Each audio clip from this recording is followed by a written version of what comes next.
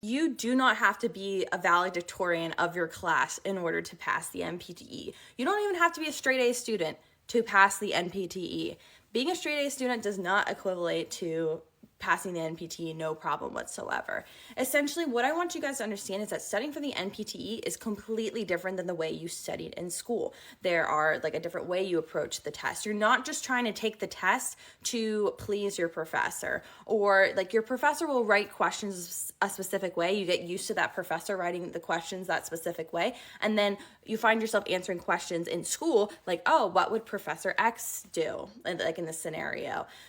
The NPTE is written by hundreds of people. So there's not just like one person that you have to kind of please when it comes to the NPTE. It's a different way of thinking, and the way the exam is a standardized exam, it is a validated tool. If we want to get into research and talk about this, we can, but it's a validated tool, meaning there 100% is an answer to your question. The answer can be found in the evidence and literature and books and everything that you have used to study for this exam. Score builders and therapy ed are usually just fine.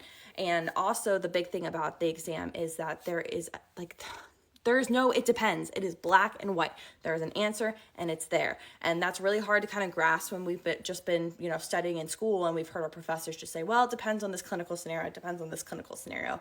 It is just questions about hypothetical situations. Just read the question. There's an answer in there. Don't think too much. It is in a vacuum of, this isn't a real person. This is just a clinical scenario on a piece of paper. So don't feel too overwhelmed, guys. Don't feel like just because you didn't do that great in class, you're not going to do well in the NPTE. It is a completely different test, which means there's also a completely different way you need to study and approach this exam. So if you feel like you need extra help, message me. I got y'all, and I'll make sure that you guys are all taken care of.